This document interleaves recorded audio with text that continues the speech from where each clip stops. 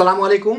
আমি এখন আপনাদের দেখা দিচ্ছি আপনারা বিনা পয়সায় কোনো ঝামেলা ছাড়া সারা জীবন কি করে কলমি শাক খাইতে পারেন। একদম ফ্রেশ অর্গানিক কলমি শাক, কোনো আজে বাজে জায়গায় লাগানো না কিংবা আজে বাজে পানিতে তৈরি না।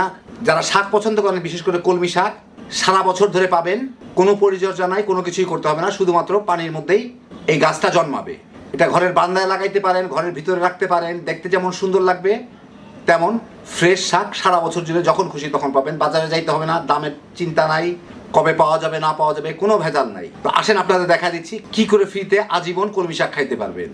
তো আমি এখানে আপনাদের দুইভাবে দেখায় দিব, দুইভাবে কি করে আপনারা করতে পারেন। একটা হচ্ছে পাতা রেখে, একটা হচ্ছে পাতা ছাড়া। আপনারা দেখলেই বুঝবেন।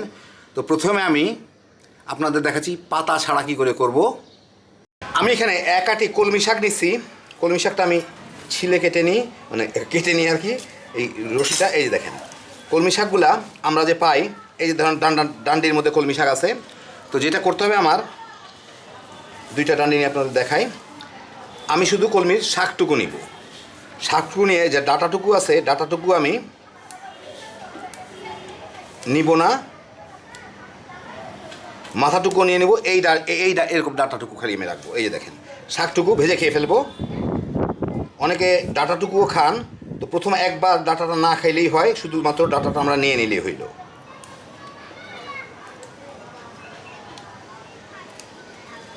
এই যে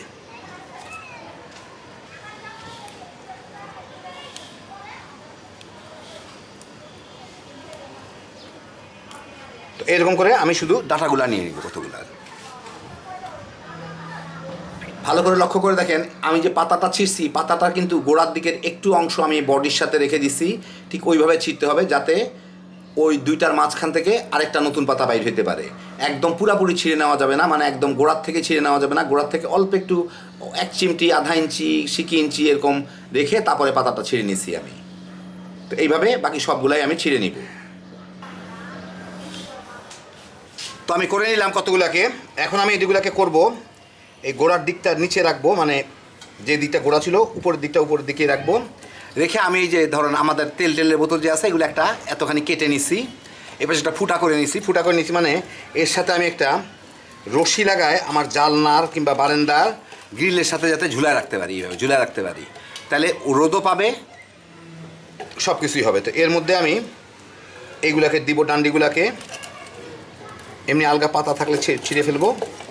দিয়ে আমার মনে রাখতে হবে গোড়ার দিকটা যাতে পানির নিচে থাকে এবং সবগুলো যাতে খাড়া থাকে। যে শুয়ে পড়ছে একটা, এটাকে বাদ দিয়ে দিব, কারণ এটা ছোট হয়ে গেছে, বেশি ছোট হয়ে গেছে, এটা হয়তো থাকবে না। এগুলো যাতে থাকে, বাস। দিয়ে এখন আমি এর মধ্যে কিছু পানি ঢেলে দিব যাতে এগুলোর মোটামুটিভাবে গোড়াটা পানিতে থাকে। কারণ এই গাছ কিন্তু পানিতেও হয়, মাটিতেও হয়। অর্ধেক পর্যন্ত পানি দিলাম, গোড়ার দিকটাটুকু যাতে আমার সিম্পলি পানির মধ্যে ডুবে থাকে, বাস। এখন আমি এটাকে আমার যে কোনো একটা জালনার, বিশেষ করে বারান্দার জালনার সাথে আমি এটাকে এইভাবে ঝুলায় বেঁধে দিব। তো বেঁধে দিয়ে আপনারা দেখাচ্ছি কয়দিন থাকলে ইনশাল্লাহ এগুলোর থেকে নতুন করে পাতা ছাড়া শুরু হবে। কারণ আমরা পাতাটাই তো খাবো, শাকটাই তো খাবো। এখন আমি এইটাকে আমার জালনার, রান্নাঘরের জালনার এই শিকের সাথে, মানে এই গ্রিলের সাথে এটাকে বেঁধে দিব। বেঁধে দিলেই এটা আপনারা বারান্দায়ও দিতে পারেন, ঘরের মধ্যেও দিতে পারেন, যে যেখানে চান। এটাকে বেঁধে দিলে এইটা মোটামুটিভাবে ভালো রকমের সূর্যের আলো বাতাস সবই পাবে এবং কয়েকদিনের মধ্যেই, এটা কিন্তু ছায়ার গাছ না, এটা রোদের গাছ, কয়েকদিনের মধ্যেই এটা ডালপালা পাতা ছাড়া শুরু করবে ইনশাল্লাহ। এইভাবে বেঁধে বাস এইভাবে ঘুরিয়ে দিব। এই যে দেখেন, এইভাবে থাকলো। খেয়াল রাখবেন এই পানির লেভেলটা যাতে নিচের দিকে থাকে, একদম পুরাটা ডুবে না থাকে, উপরের এই জায়গাগুলো থেকে যাতে মোটামুটিভাবে পাতা পুতা ছাড়তে পারে, ডাল পাতা ছাড়তে পারে। এইভাবে যে যেখানে পারেন সেখানে রেখে দিবেন। কয়েকদিন পরে যখন পাতা ছাড়বে তারপর আপনাদের আমি আবার দেখাচ্ছি। তো এখন আমি আপনাদের দ্বিতীয় পদ্ধতিটা দেখাচ্ছি। এই জন্য আমি কিছু কলমি শাক নিয়ে নিছি, এর থেকে নিয়ে আপনাদের দেখাই। আমি এই বড় বড় পাতাগুলো, এর থেকে বড় বড় পাতাগুলো আমি ছিঁড়ে নিব। এই গোড়ার থেকে আধা ইঞ্চি কি 1 সেন্টিমিটার রেখে তারপরে ছিঁড়বো আর কি, মানে পাতার গোড়াটা যাতে একটু লেগে থাকে ওর সাথে, কারণ ওখান থেকে নতুন কুড়ি বের হবে। আর একদম মাথার দিকে যে কুড়িটা আছে সেটাকে আমি আগেরটা ছিঁড়ে নিয়েছিলাম, এটাকে রাখবো না। এই যে ধরেন কুড়িটুকু আছে, এইটুকু আমি রেখে দিব। ছোট্ট পাতা যেটা আছে মাথার দিকে, এতে এটা খুব দ্রুত পাতা বের হবে। তো এরকম করে আমি সবগুলাকে ছিঁড়ে নিব, পাতাগুলাকে, বড় বড়গুলাকে, আর মাথার অংশটুকু আমি রেখে দিব। সবসময় খেয়াল রাখবেন পাতা ছিঁড়ার সময় যাতে একদম গোড়া থেকে না ছিঁড়া হয়, একটু আধা ইঞ্চি 1 সেন্টিমিটার এই টাইপের কিংবা তার থেকেও কম আধা সেন্টিমিটার হইলেও যাতে লেগে থাকে বডির সাথে আর কি, মানে ডান্ডিটার সাথে আর কি, না এই আর কি।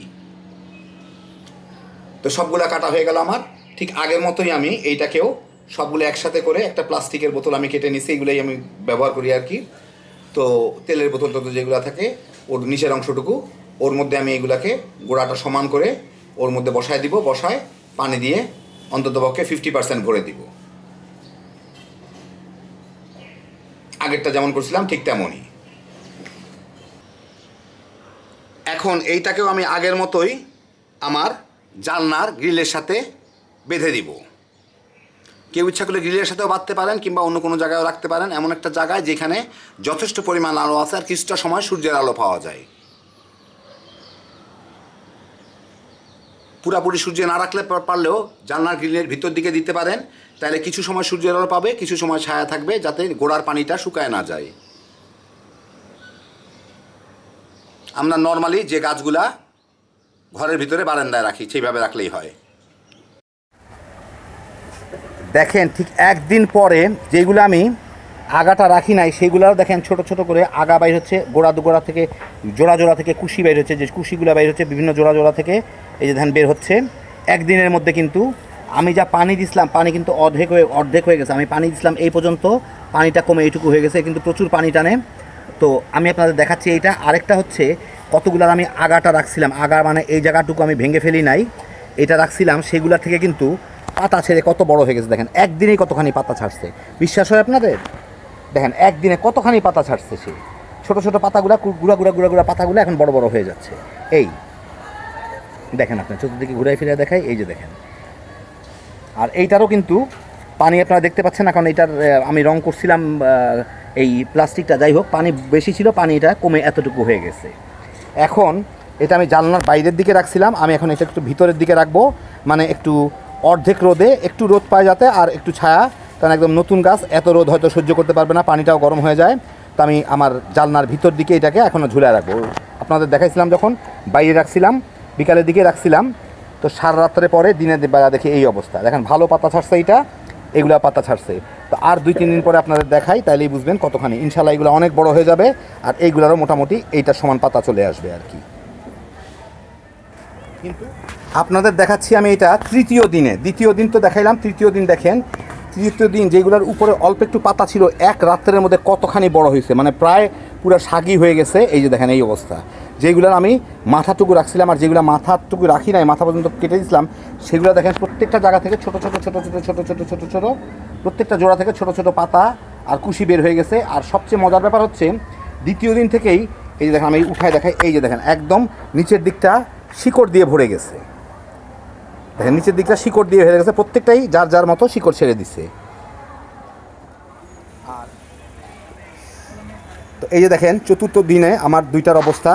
এটা হচ্ছে যেটা পাতা সহ রাখছিলাম, মানে আগাটুকু রাখছিলাম, আর এটা আগা ছাড়া যেটা সেটারও গোড়ার দিক থেকে প্রচুর মানে ছোট ছোট পাতা বের হয়েছে। এইটা এর মতোই হয়ে যাবে ইনশাল্লাহ কয়েকদিনের মধ্যেই। দেখেন প্রত্যেকটা জায়গা থেকে সুন্দর নতুন কুচি পাতা বের হয়েছে, আর বেশ ভালোই শিকড় ছেড়ে দিচ্ছে। এই যে ভিতরে দেখতে পারতেছেন, আমি একটু মানে কালকে যে দেখাইছিলাম তারপর একটু পানি দিয়ে রাখছি এইটারও। তো আমি সাধারণত আজকাল কড়া রোদ পরে, দুপুরের পরে সকালে কিছুক্ষণ রোদে রাখার পরে একটু ছায়া এনে রাখি, যাতে এই নিচের পানিটুকু গরম হয়ে আবার সিদ্ধ করে না ফেলে। কারণ এগুলো তো সাধারণত প্রচুর পানিতে থাকে, ওই পানি ওইভাবে গরম হয় না, কিন্তু আমার এই ছোট্ট কন্টেনারের মধ্যে হয়তো পানি গরম হয়ে যেতে পারে, সেই জন্য। তো এই দেখেন 6 দিন পরে এই হলো আমার গাছের অবস্থা। এটা প্রায় পুরা পাতাই ঝোপ হয়ে গেছে, দেখতে পাচ্ছেন, প্রায় তুলে খাওয়ার মতোই অবস্থা হয়ে গেছে প্রত্যেকটাতেই। আর এটাও মোটামুটি কচি পাতা অনেক এসে গেছে, প্রচুর বাড়ে এইগুলা। তো আপনারা যারা কলমি শাক বাসা লাগাইতে চান, আমার মনে হয় 1 আঁটি আনলে 7 দিনের মধ্যে, কালকে এটা আরও একটু বড় হয়ে যাবে। তো কিন্তু আজকে আমি আপনাদের ভিডিওটা শেষ করে দিব। তো এইভাবে লাগায় রাখতে পারেন, বারান্দার মধ্যে লাগায় রাখতে পারেন, যারা গ্রিলের সাথে বিভিন্ন গাছগাছা করেন, যেরকম আমি এইটার মধ্যে একটা ফুটা করে নিয়েছি, এটা দিয়ে আরামে গ্রিলের মধ্যে ঝুলা রাখা যায়। ঝুলা রাখলে দেখতে যেমন সুন্দর হলো, একটা সবুজ রঙের গাছও থাকলো, কেউ তো আর বুঝতেছে না কি গাছ, শাক পাতাও খাইতে পারলেন। দেখেন 7 দিনের দিন এই হলো 2টা গাছই একদম ঝোপ ধরে গেছে, কেউ ইচ্ছা করলে ভালো কোনো কোনো কিছুতে রেখে টেবিলের উপর রাখতে পারেন সৌন্দর্য বন্ধনের জন্য, অথবা জানলার মধ্যেও ঝুলে রাখতে পারেন। যখন প্রয়োজন পাতাগুলা ছিঁড়ে নিয়ে ভেজে ফেলবেন। এরকম 4-5টা গাছ হইলেই আপনার একদিনের তরকারি হয়ে যাবে। পাতা ছিঁড়বেন, আবার নতুন পাতা গজাবে, আজীবন খাইতে পারবেন কলমি শাক। একবার কিনে শুধু ডাঁটাগুলা লাগা দেন, বাস। আর কিছু দরকার নেই, কোনো পরিচর্যার দরকার নেই, শুধু পানি। যারা বারান্দায় কিংবা বাসায় গাছ টাছ লাগান, একবার লাগায় দেখেন, হ্যাঁ বিজোসের একটা জিনিস, সবুজ সবুজ গাছও পাবেন, তামা তামা করে খেয়াও ফেলাইতে পারবেন। আল্লাহ আপনাদের সবাইকে ভালো রাখুন, সুস্থ রাখুন, নিরাপদে রাখুন। ইনশাল্লাহ বেঁচে থাকলে আবার দেখা হবে। আল্লাহ হাফিজ।